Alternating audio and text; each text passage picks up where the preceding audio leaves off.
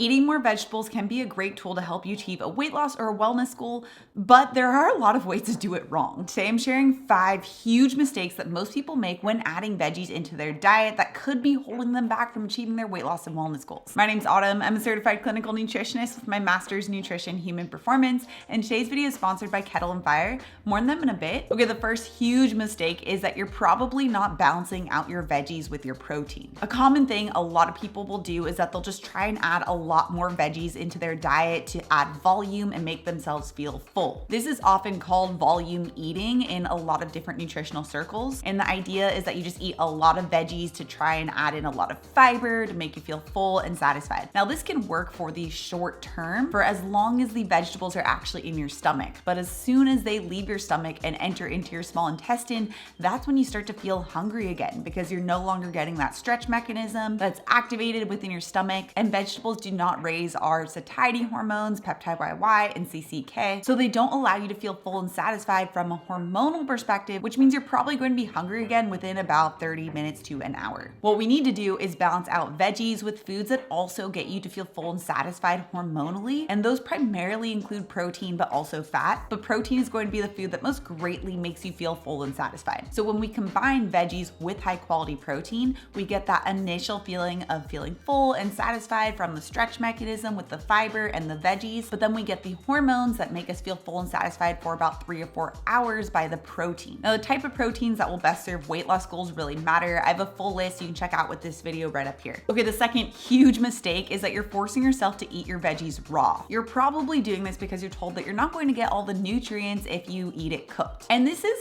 kind of true. There are some nutrients that are broken down when they're cooked, like vitamin C, but you also could be missing out on a lot of nutrients by not cooking them too. And this is because veggies are really hard to break down. That fiber that helps to make us feel full and satisfied can actually block a lot of nutrients from our body actually absorbing them. And cooking those veggies helps to break down those fibers and make those nutrients more accessible. So ideally what we want is to actually have a combination of raw and cooked. That way you can get some nutrients that are really only available when they're raw from the raw veggies. And then you can also get the nutrients that are really only available when they're cooked from the cooked veggies. Plus, adding in cooked veggies is so much easier for the digestion to actually break down, and therefore can lead to a lot better gut health benefits and even less bloating from the vegetables. In fact, one hack that I like to do is cook my veggies in bone broth. That way those veggies are also absorbing high quality sources of collagen, which is really great for hair, skin, and nails. But from a weight loss perspective, collagen is amazing at helping to boost our satiety and prevent cravings. This is why I always make sure I have today's sponsor, Kettle and Fire, in my pantry, because making homemade bone broth, although it is totally doable, does take a really long time. And as a new mom, I don't necessarily have all the time in the world to be slowly simmering bones to make bone broth. So having Kettle and Fire in my pantry that I can just grab out of the pantry and add into any meal makes my life and achieving my personal wellness goals so much easier. I love that Kettle and Fire slowly simmers their bones from grass-fed cows so that they can pull out as much collagen as possible. Kettle and Fire also comes in a ton of different flavors that are so good, like their turmeric ginger or their chipotle beef, which I love adding in the chipotle beef bone broth into my chili. But by far the all-time favorite, the one that I use all the time, is their original beef or chicken bone broth. These ones are just classic and can be used in pretty much any recipe. I'll add it to my broccoli soup, my pot roast, my stews, and sauces. It's just a really delicious and simple way to make sure I'm getting my collagen in. And Kettle and Fire is super generous. They're actually offering my community 20% off your bone broth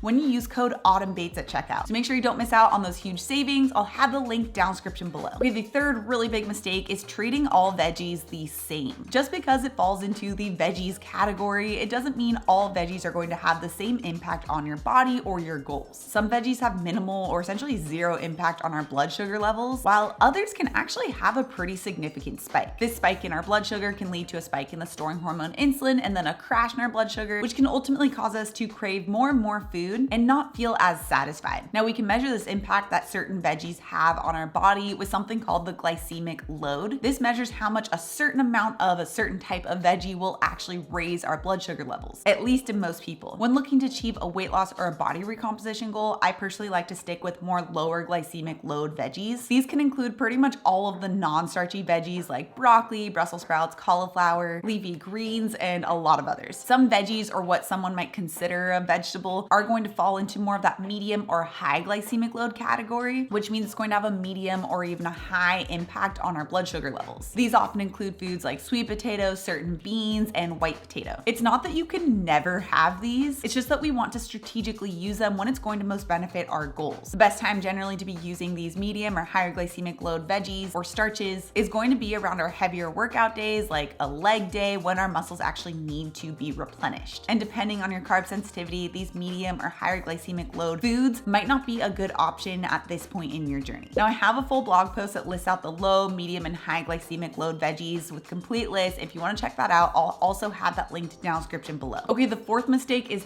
hiding vegetables in certain foods. Now I'm talking about hiding vegetables in things like mac and cheese. I used to mostly see this in like kids' foods where you're trying to sneak vegetables in without them noticing, but lately I've been starting to see this in a lot of adult recipes as well. Now it's not that I'm against hiding vegetables and having them in different forms that maybe are more enjoyable, but the mistake I see is that these vegetables are often hidden alongside foods that are ultra processed and really spike the blood sugar level. Typically it's going to be in different baked goods or pasta dishes. You'll even see it in certain pastas where they dehydrate down certain vegetables, pair it with other really starchy blood sugar spiking ingredients, and create a pasta. Or a lot of those cauliflower pizzas where if you actually look at the ingredients, it's like, yeah, there is a little bit of cauliflower in there, but it's pretty much mostly potato starch. Although in some circumstances, hiding vegetables into these dishes could potentially be a better option than the original, it's still likely not something that's really going to serve your weight loss and wellness goals. Plus, because they're paired with high blood sugar spiking foods, usually tapioca starch, potato starch, or something similar, it still is very easy to overeat and not really get that satiety signal. Instead, I do still like to hide veggies in meals that are going to have a similar flavor profile to maybe some of those other ultra processed foods that a lot of us are used to, but don't actually use those ingredients at all. These types of recipes are always a fan favorite with my clients who have families and kids. I recently shared my zucchini lasagna recipe that tastes just like the real deal. It's so good. I'll have it linked right up here if you guys want to check that out. Okay, the fifth mistake a lot of people make when they're adding in more veggies is that they're juicing them. Now, if you're just having straight up actual juiced vegetables, I actually don't have an issue with that. It's not going to have the beneficial fiber, so that is something to consider. But overall, the carbohydrate content and the sugar content in these juiced veggies is still pretty low, where it's not going to have a significant impact on our blood sugar levels. But the issue comes in is that most people aren't just having straight up juiced kale. Instead, they're having the juiced kale and the juiced celery with a ton of juiced apple or pineapple or even pear. And this does have a lot of sugar. It can really spike the sugar content of the juice. And because you are removing the fiber from those other whole fruits, it's going to have an even bigger impact on our blood sugar level than just eating the fruit on its own. So if you do like to have juices, just make sure that you are choosing an actual true green juice without these other fruit juices added in. One caveat is adding in lemon or ginger are both totally fine and can actually have additional perks as well. Now, vegetables are such a great tool to help achieve a weight loss goal, but like I said earlier, you do need to make sure you're pairing it with high quality protein to actually see results. And the right type of protein really matters, so make sure you check out the top 10 proteins to help you achieve those goals